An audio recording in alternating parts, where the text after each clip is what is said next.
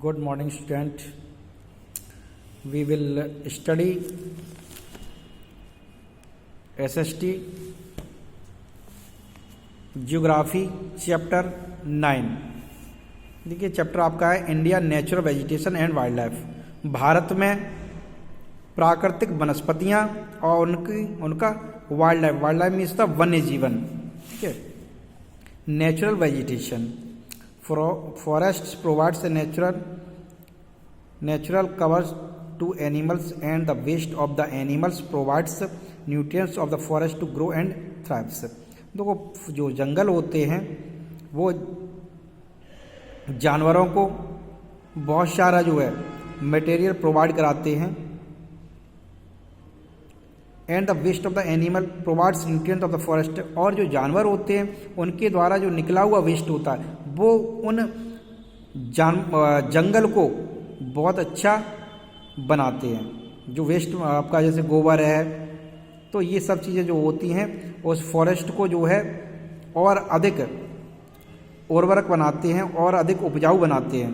ठीक है। और जो प्लांट जो होते हैं वो एनिमल को खाने पीने के लिए चीज़ें प्रदान करती हैं। Vegetative covers in the area and the develop without human interference is known as the natural vegetation. देखिए वेजिटेशन कवर्स, देखिए प्राकृतिक जो वनस्पतियाँ होती हैं यदि मनुष्य उसमें इंटरफियर न करे, ठीक है, तो वो पूरी तरह से सुदृढ़ होती हैं, समृद्धशाली होती हैं। The major natural vegetation in India is found under the following category. अब देखो भारत में कितने प्रकार के प्राकृतिक वनस्पतियां हैं, कितने जंगल इसमें पाए जाते हैं भारतवर्ष में। तो पहला आपका tropical evergreen forest, tropical disease forest, thorn forest, ये 3 हो गए आपके। इसके अलावा टाइडल फॉरेस्ट, माउंटेन फॉरेस्ट, ये इसमें आपकी बुक में 5 टाइप के फॉरेस्ट दिए गए हैं। इसमें पहला आपका है ट्रॉपिकल एवरग्रीन फॉरेस्ट, ऐसा जंगल जो हमेशा एवरग्रीन में तो हरा भरा, जो हरा भरा रहे, ऐसे जंगल को हम सदाबहार जंगल के नाम से भी जानते हैं। These forest are found where there is heavy rainfall of over 200 centimetre. यहाँ लगभग में 200 सेंटीमीटर रेनफॉल वर्षा जो है हमेशा होती है। As the rainfall is adequate, the tree retain their leaves throughout the year, hence the forest always remain green and called the evergreen forest। यहाँ की पत्तियाँ हमेशा हरी भरी रहती हैं, इसीलिए इस जंगल को हम जो है सदाबहार जंगल के नाम से भी जानते हैं। आगे example of the tree found the this forest mainly the include mahogany, ebony, rubber and the rosewood, babul is and a variety of the creeper and also present in this forest। इसमें तो कोई mahogany, आपका एवोनी, rubber के plant और rosewood, इस तरह के इसमें जो है जंगल में प्लांट पाए जाते हैं। इसके अलावा जो बबूल का पेड़ भी यहाँ पर आपको देखने को मिलेगा। इसका क्रीपर, जो ऐसी शाखाएं जो जमीन पर रेंगती हैं उस तरह के भी यहाँ पर आपको जो है प्लांट देखने को मिलेंगे, छोटे छोटे, ठीक है, जो पेड़ों पर चढ़ जाते रहे। These trees are hardwood trees and are best suited for the making furniture. यहाँ के जो जंगल होते हैं उनमें जो जंगल ये है आपका, इसमें जो वृक्ष जो होते हैं वो काफ़ी हार्डवुड, मतलब उनकी लकड़ी जो है कठोर होती है, जिससे कि इससे बनाया हुआ जो फर्नीचर होता है बहुत ही अच्छा होता है। Latex is the main raw material of the rubber and manufacture and comes from the rubber forest.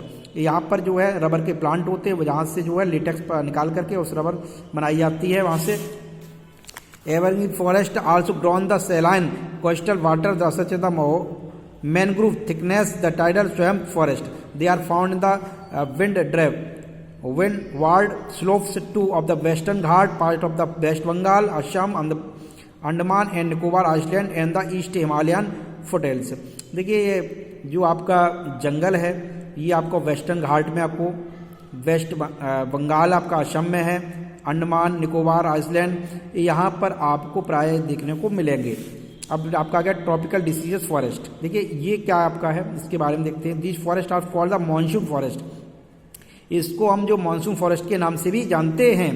They are found in a large part of our country. This forest are less dense than the evergreen forest and the are found in the regions and rainfall between 10 to 200 centimetre. लेकिन यहाँ पर जो वर्षा है पूरी साल की दी गई है, तो 80 से लेकर 200 सेंटीमीटर तक वहाँ पर वर्षा होती रहती है। और इसके अलावा देखिए यहाँ पर जो है फॉरेस्ट एवरग्रीन जो फॉरेस्ट था हमारा जो यहाँ पर था, इसकी अपेक्षा ये वाला जो है कुछ उससे दूर दूर होता है। यहाँ के प्लांट कुछ दूर होते हैं, पास पास नहीं होते हैं। The chief characteristic of the forest is the dominance of the deciduous forest that the remains leafless on one of the mound along with the smaller trees and the evergreen shrubs. However, each species has its own time of the leaf shedding, so the forest never look absolutely bare at any time. They do have a thick undergrowth of the shrubs and creeper, but the trees are shorter and more widely spaced than in the rainforest. देखो इस जंगल में पाई जाने वाली पौधे होते हैं वो ज़्यादातर श्रब्स होते हैं, कटीले पौधे होते हैं। और यहाँ पर जो प्लांट होते हैं ज़्यादा ऊंचाई तक नहीं होते हैं, छोटे छोटे ही प्लांट होते हैं। टीक, साल, सैंडलवुड, बम्बूज, शीशम and mahuna are the common trees found in the this forest. Economical, the trees are more important than evergreen trees. They are easy to cut down and can use for the commercial purpose. देखिए ये जंगल जो होता है वो ऐसा commercial purpose मतलब आर्थिक दृष्टि से बहुत ही अच्छा है, क्योंकि यहाँ पर जो टीक का प्लांट है, साल का है और बम्बूज हैं, ये तरह के प्लांट पाए जाते हैं जिनसे हम जो है लकड़ी प्राप्त कर लेते हैं। ये these forest are found in the, ये जो जंगल है कहाँ कहाँ पाए जाते हैं देखो बच्चों, मध्य प्रदेश है, उत्तर प्रदेश है, बिहार है, झारखंड है, उड़ीसा है, छत्तीसगढ़ है। इसके अलावा महाराष्ट्र के कुछ पार्ट में भी ये आपको देखने को प्रायः मिल जाएगा। Thorn forest, these forest occur in areas which have rainfall under 75 centimetre. यहाँ पर वर्षा कुछ कम होती है। They are found in the drier part of the Deccan plateau, Punjab plains, Haryana, Rajasthan and part of the Madhya Pradesh and Gujarat. The vegetation consists of short trees like acacia, thorny bushes and shrubs. They have thorn and waxy leaves to prevent loss of moisture of the leaf surface. This help from the withstand long white dry condition.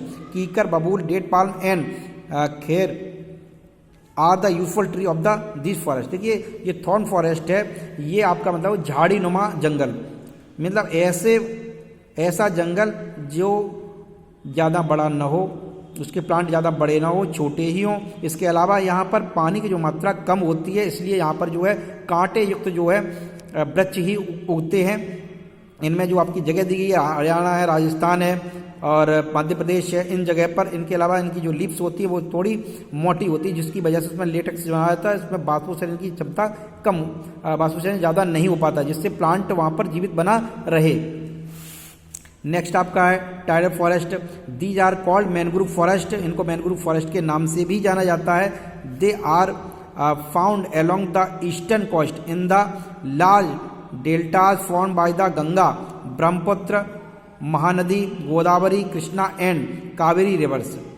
देखिए ये जंगल जो है वो गंगा, ब्रह्मपुत्र, महानदी और गोदावरी है, कृष्णा और कावेरी, इनके जो पास में जो डेल्टाज होते हैं, चारों तरफ जो ज़मीन होती है वहाँ पर ये इस तरह के जंगल हमें प्राय देखने को मिलेंगे। Both fresh water and salt water are tidal of the mangrove groves. अब देखिए इस प्रकार के जो जंगल होते हैं वो जो अपना सादा ताज़ा जो पानी होता है वहाँ पर, या जो साल्ट वाटर मतलब ऐसा पानी जो नमकीन हो, वहाँ पर भी आपको देखने को मिल जाएंगे। These trees have the special roots called the breathing roots. This wood is mostly used for the boat making. यहाँ की जो लकड़ी जो होती है वहाँ को उसकी जो है बोट मेकिंग मतलब नाव बनाने के काम में आती है। The sundari is the most common tree found here. सुनारी नाम की यहाँ पर जो है एक the sundari is the most common tree, यहाँ पर इस तरह का एक प्लांट पाया जाता है। Sundarban forest of the Ganga Brahmaputra delta named after this trees. ठीक है, सुंदरवन फॉरेस्ट जो है गंगा जो ब्रह्मपुत्र के पास में है, यहाँ पर ये इस तरह का जंगल है। Mountain forest, as one goes up a mountain the temperature is lower than of the plains.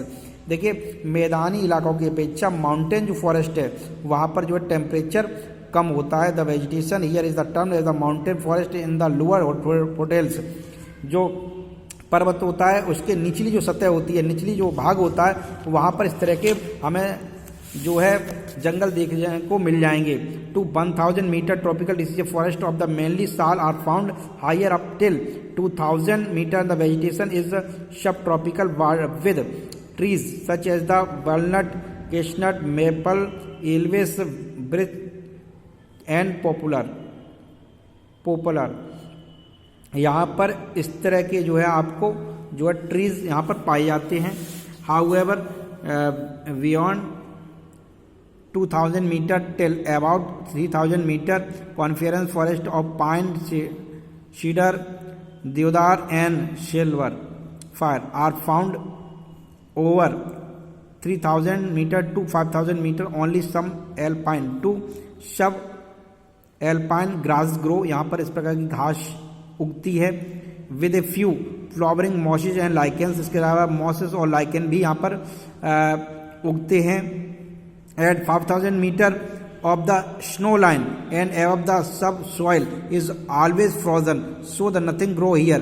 देखिए ज़्यादा ऊंचाई पर जाएंगे तो वहाँ पर जो है बर्फ जमी होती है, इस वजह से वहाँ पर कुछ भी उगता नहीं है। The Himalayas area are from the Assam stretching west part of the Kashmir and the part of the higher hill in the western Ghat have this type of the vegetation.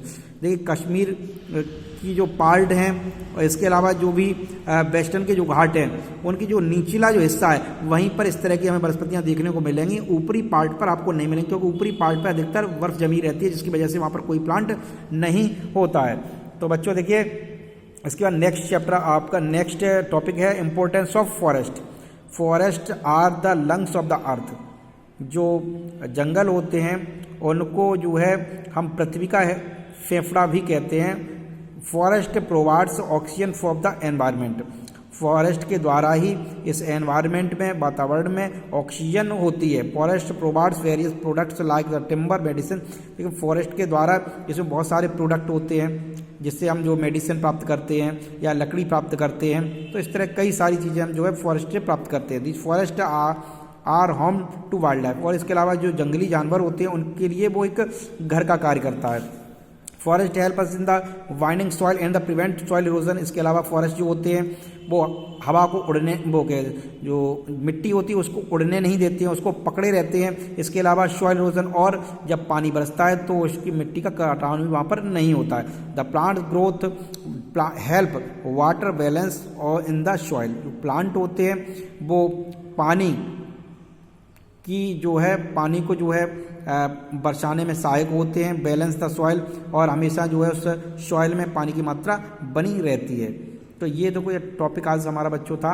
आज चैप्टर आपका है ये 9 India natural vegetation and wild life. ठीक है, इसके तो आपका ये हो गया है। और कल देखो संभवतः इसकी कल मैं आपको रीडिंग करा के और आपको इसके क्वेश्चन आंसर कराऊंगा।